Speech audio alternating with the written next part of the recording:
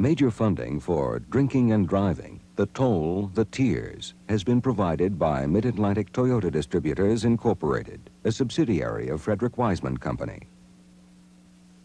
Additional funding has been provided by this and other public television stations. I'm Phil Donahue, and I'm about to say something you probably already know. Drinking and driving don't mix. Of all the violent crimes in America, drunk driving tops the list year after year.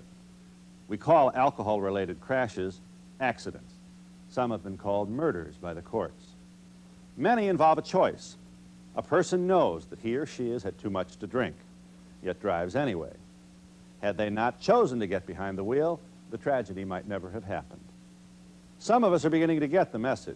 The number of Americans killed in alcohol-related crashes has gone down a lot since 1980. Some of us, however, still think it's okay to drink and drive. Some of us think we can handle the right amount and still keep out of trouble. You are about to see a documentary that may finally change your mind and your behavior. It's called Drinking and Driving, The Toll, the Tears. Reported and produced by Kelly Burke, a television reporter who looks upon this subject as more than just another story. I hope that you and your family will join me for the next hour. It could save your life.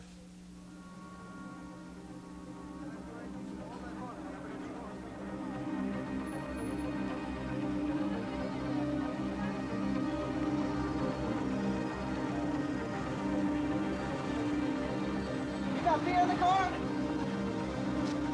I'll have another rum and coke, please.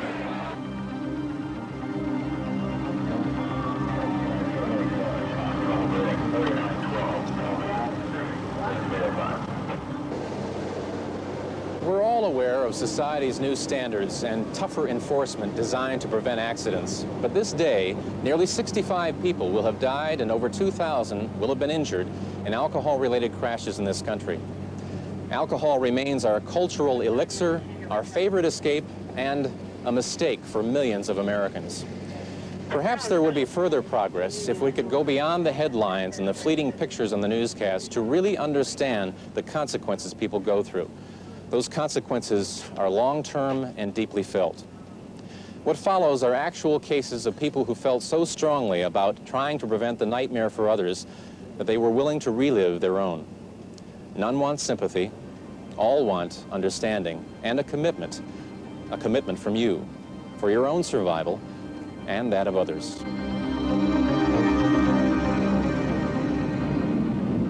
Margaret Haley, devout Catholic, mother of 11, was returning from a prayer meeting on a summer afternoon when she was killed in a car accident on a federal parkway in Virginia. David Fleming, a carpenter and an admitted alcoholic, had, while intoxicated, led police on a high-speed chase before crashing into Mrs. Haley's car. Mr. Fleming became the first man to be convicted of murder in a drunk driving case under federal statute.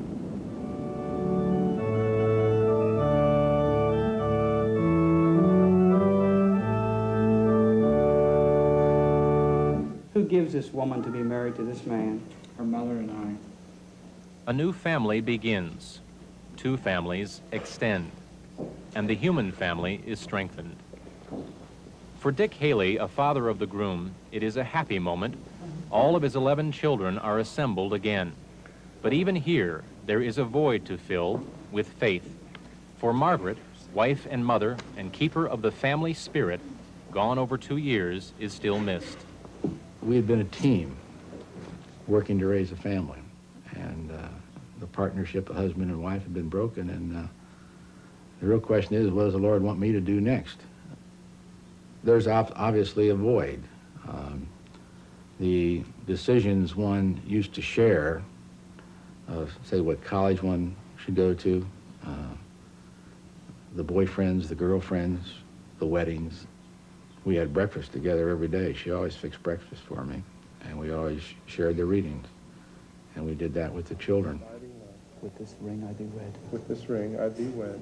It's only now, with Lou's wedding and facing the next year, that one looks around and the kids are 2 years into college, and I'm here, that the true impact is probably really going to set in. What do you mean, the true impact? Well, the true impact being a single life as opposed to the married life that I had, been exposed to for the 33 years. Lou's mother, Peggy, a woman of profound faith, is with us. The total shock initially is overwhelming. I never considered myself to be a person that would break out in tears at the call. I did when my dad cried, and I did at different times during the funeral that I knew were special to my mother.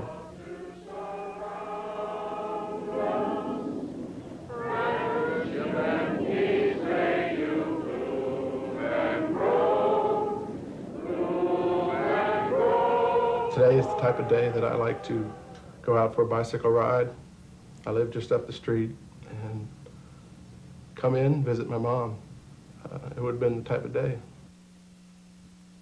I, Barbara, take thee, Lewis, I, Barbara, take thee, Lewis, to be my wedded husband. to be my wedded husband. Michelle Haley will never be able to forget her mother's death. It came 3 weeks before her wedding.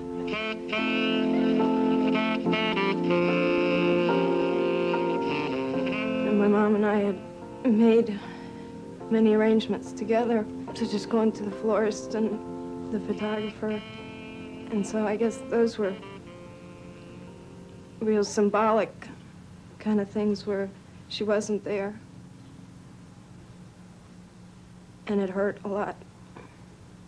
A lot of times, just the initial walking home, coming into the house and expecting to see her. And so it hits in isolated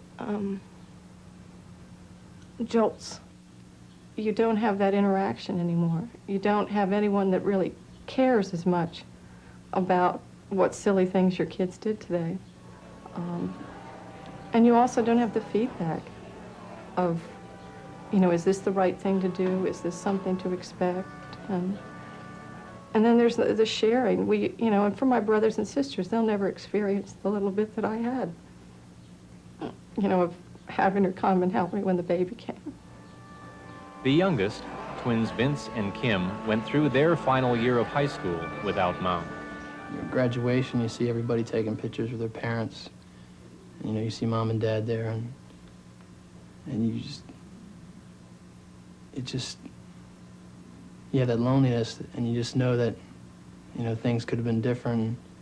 Your mother could have been there taking pictures with you, or, bragging about you to the parent next door or something like that. You grow up quick.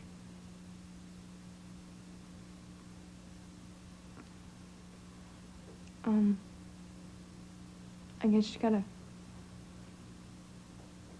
you think about what she would have done, everyday things. And, there isn't anybody in the house now. Being the youngest, you don't have to worry about younger kids to take care of, but you gotta worry about, I worry about my dad, the house, come home from school and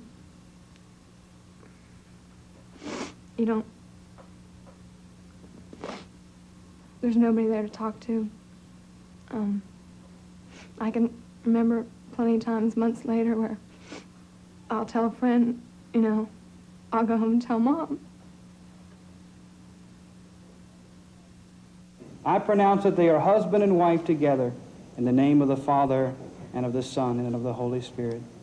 Those whom God hath joined together, let no man put asunder. The Haleys believe that God simply called Mother to him, and that the family must establish itself in a new way. I never felt outright anger for Mr. Fleming. That doesn't mean that I don't miss Peggy and all those things that go with it and the whole change in lifestyle. But one has to start over again and pick up the pieces and go forward and try to find out what your vocation in life is. Coming to jail. It's probably the most humiliating, degrading thing that'll ever happen to a person. I was born free. I've always lived free. I don't want to be incarcerated. Among the inmates at this minimum security prison in Texas is the drunk driver convicted in Margaret Haley's death. David Fleming is serving a